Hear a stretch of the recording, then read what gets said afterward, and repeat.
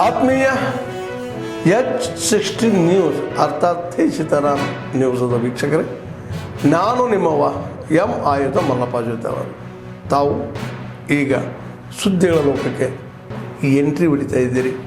ಈ ಸುದ್ದಿಗಳನ್ನು ಪ್ರತಿಯೊಂದು ನೋಡೋ ಜೊತೆಗೆ ನಿಮ್ಮ ಅಭಿಪ್ರಾಯಗಳನ್ನು ಹಂಚ್ತಾ ಇರಿ. ಯಾಕಂದರೆ ಈ ಸುದ್ದಿಗಳು ನಿಮಗಾಗಿ, ನಿಮ್ಮ ಬದುಕಿಗಾಗಿ, ನಿಮ್ಮ ವೈಚಾರಿಕೆಗಾಗಿ, ನಿಮ್ಮ ತಿಳುವಳಿಕೆಗಾಗಿಯೂ ನಿಮಗೂ ಗೊತ್ತು.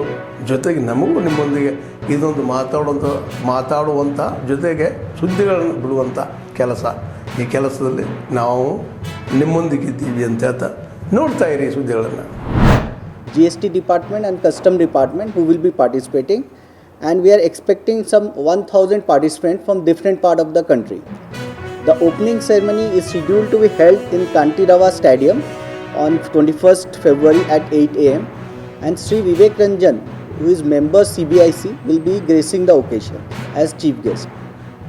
As guest of honors, we have invited Jude Felix, Olympian, former Indian captain of Indian hockey team, and Arjun Devaya, international athlete.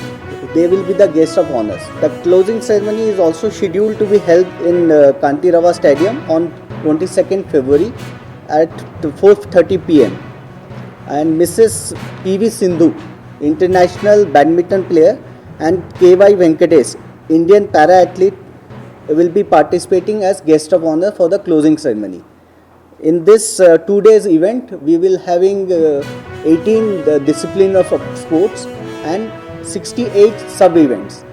So it's going to be a gala event for the revenue officers from different part of the country, and we expect to see many milestones are created here, because we have some very good sports person, and some of the very reputed sports person of our department are also participating in it.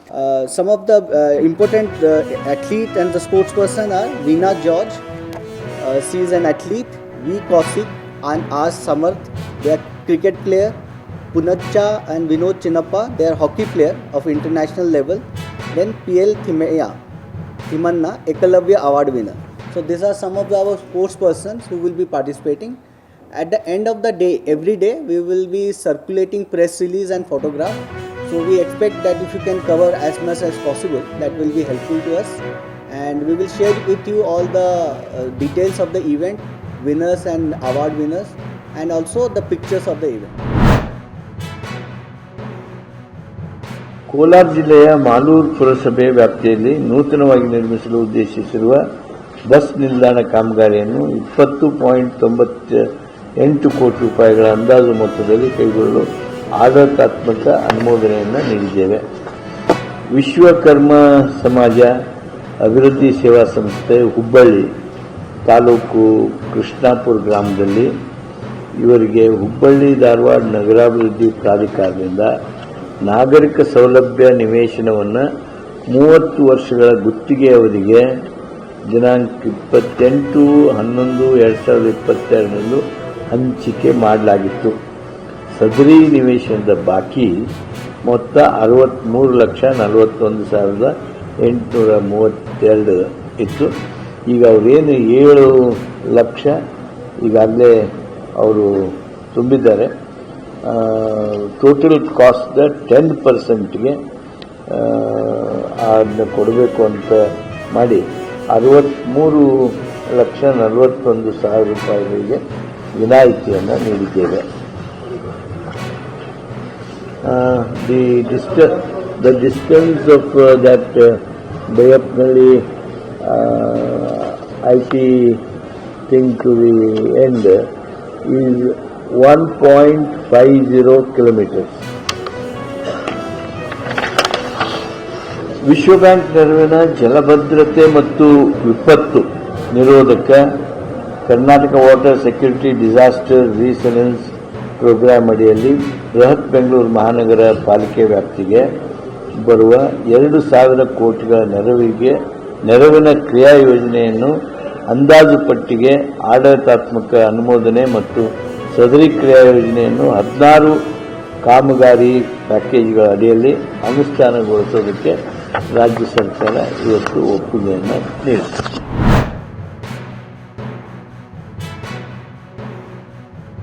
TSPಯ ಹಣವನ್ನ ಯಾವುದೋ ಒಂದು hostel PWDಯ ಒಂದು SCP TSP SC ST ಅಲೆಮಾರಿಗಳಿಗೆ ವಸತಿ ಶಾಲೆಯ ಕಟ್ಟಡವನ್ನ PWD ಇಂದ ಕಟ್ಕೊಡ್ಬೇಕು ಅನ್ನೋ spot visit ಅನ್ನು ಕೂಡ ನಮ್ಮ ಪತ್ರಿಕಾಗೋಷ್ಠಿ ಆಗಬೇಕು, ವಿಸಿಟ್ ಮಾಡಬೇಕು.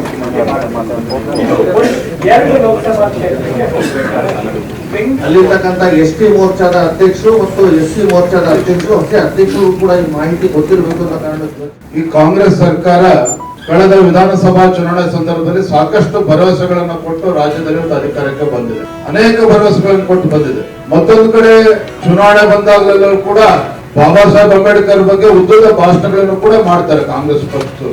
ನೀವು ರಾಜ್ಯದಲ್ಲಿ ಎಲ್ಲೇ ಹೋಗಿ ನುಡಿದಂತೆ ನಡೆದ ಸರ್ಕಾರ ಅಂದ್ರೆ ಅವರು ಏನೇನೋ ಮ್ಯಾನಿಫೆಸ್ಟೋನಲ್ಲಿ ಪ್ರಣಾಳಿಕೆಗಳಲ್ಲಿ ಭರವಸೆಗಳನ್ನ ಕಾಂಗ್ರೆಸ್ ಪಕ್ಷ ಅಧಿಕಾರಕ್ಕೆ ಬರುವ ಮುಂಚಿತವಾಗಿ ನೀಡಿದ್ದಾರೆ. ವಿಧಾನಸಭಾ ಚುನಾವಣೆ ಸಂದರ್ಭದಲ್ಲಿ ಎಲ್ಲವನ್ನೂ ಕೂಡ ಅನುಷ್ಠಾನಕ್ಕೆ ತಂದ್ಬಿಟ್ಟಿದ್ದೇವೆ ಅಂತ ಹೇಳಿ ಬಿಂಬಿಸ್ತಕ್ಕಂಥ ಪ್ರಯತ್ನ ಈ ಕಾಂಗ್ರೆಸ್ ಸರ್ಕಾರ ಇವತ್ತು ಮಾಡ್ತಾ ಇದೆ. ನುಡಿದಂತೆ ನಡೆದ ಸರ್ಕಾರ, ಒಂದು ಕಡೆ ನುಡಿದಂತೆ ನಡೆದ ಸರ್ಕಾರ ಅಂತ ಹೇಳಿ ಅವರ ಬೆನ್ನನ್ನು ಅವರು ತಡ್ಕೊಳ್ತಾ ಇದ್ದಾರೆ. ಮತ್ತೊಂದು ಕಡೆಗೆ ಕಾಂಗ್ರೆಸ್ಸಿನ ಆಡಳಿತಾವಧಿಯಲ್ಲಿ ರಾಜ್ಯಕ್ಕೆ ಯಾವ ರೀತಿ ಅನ್ಯಾಯ ಆಗ್ತಾ ಇದೆ, ರೈತರಿಗೆ ಯಾವ ರೀತಿ ಅನ್ಯಾಯ ಆಗ್ತಾ ಇದೆ, ಬಡವರಿಗೆ ಯಾವ ರೀತಿ ಅನ್ಯಾಯ ಆಗ್ತಾ ಇದೆ, ಯುವಕರಿಗೆ ಯಾವ ರೀತಿ ಅನ್ಯಾಯ ಆಗ್ತಿದೆ, ಇದು ಒಂದು ಭಾಗ. PWD ಇರಿಗೇಷನ್ ಅಂತ ಇಲಾಖೆಗಳು ಕೂಡ ವಿದ್ಯುತ್ ಬಿಲ್ ಅನ್ನ ಕಟ್ಟದೇ ಇರ್ತಕ್ಕಂಥ ಒಂದು ಪರಿಸ್ಥಿತಿ ಬಂದು ರಾಜ್ಯ ಮುಟ್ಟಿದೆ ಅಂತ ಹೇಳಿದ್ರೆ, ನಾನು ಅದನ್ನ ಹೇಳಿದೆ, ಒಟ್ಟಾರೆಯಾಗಿ ನಮ್ಮ ಕರ್ನಾಟಕ ರಾಜ್ಯ ಯಾವ ದಿಕ್ಕಿಗೆ ಸಾಗ್ತಾ ಇದೀವಿ ಅಂತ ಹೇಳಿದ್ರೆ ಟೋಟಲ್ ಬ್ಯಾಂಕ್ರಪ್ಸಿ. ಸರ್ಕಾರಿ ನೌಕರಿಗೆ ಸಂಬಳ ಕೊಡೋದಕ್ಕೂ ಹಣ ಇಲ್ಲ ಈ ಸರ್ಕಾರದಲ್ಲಿ. ಇಲಾಖೆಗಳು ವಿದ್ಯುತ್ ಬಿಲ್ ಅನ್ನ ಕಟ್ಟೋದಕ್ಕೆ ಸಾಧ್ಯ ಆಗ್ತಾ ಇಲ್ಲ. KSRTC 7,000 ಕೋಟಿ ಬಾಕಿ ಇದೆ ರಾಜ್ಯ ಸರ್ಕಾರದಿಂದ. ಇದು ಇವತ್ತು ರಾಜ್ಯದ ಆರ್ಥಿಕ ಪರಿಸ್ಥಿತಿ. और ये आज आपने निर्णय उचित है ये सिद्ध कर दिया है। मैं आज जब यहाँ आया हूँ तब सभी खिलाड़ियों को कहना चाहता हूँ, sports for all, sports for excellence, ये दोनों सूत्र आज भारत के खेल के विकास के सूत्र बने हुए हैं।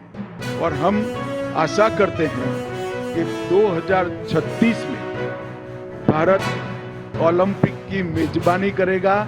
उस वक्त 1 से 10 के टेबल में भारत मेडल के टेबल में 1 से 10वें स्थान पर आ जाएगा।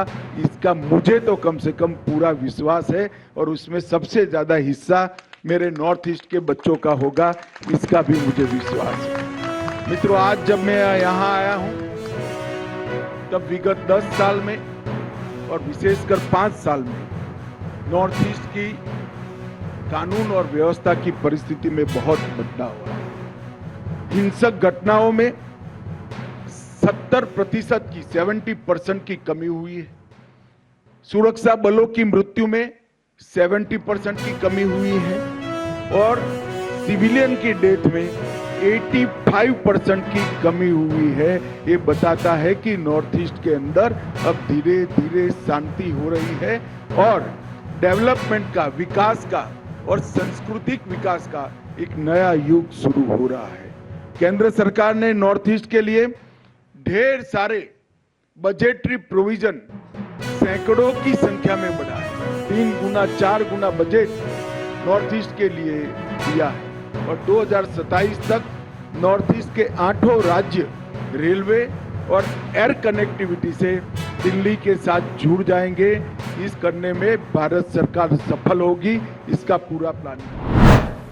ಆದ್ಮೇಲೆ ಎಲ್ಲ ಸುದ್ದಿಗಳನ್ನು ನೋಡಿದ್ರಲ್ಲ, ಏನು ಅನಿಸ್ತು ನಿಮಗೆ?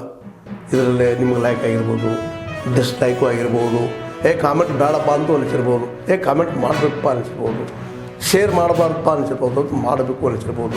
ಏನಾದರೂ ಆಗಲಿ ಶೇರ್ ಮಾಡ್ತಾಯಿರಿ, ಈ ನ್ಯೂಸ್ಗಳನ್ನ ಹಂಚ್ತಾ ಇರಿ, ಜೊತೆಗೆ ಇದಕ್ಕೆ ಸಬ್ಸ್ಕ್ರೈಬ್ ಆಗ್ತಾಯಿರಿ ಅಂತ ಹೇಳ್ತಾ H16 ನ್ಯೂಸ್ ಅರ್ಥಾತ್ ಹೇ ಸೀತಾರಾಮ್, ಇದು ಸತ್ಯದ ಕೈಗೆ ನಡಿ. ವಂದನೆಗಳು.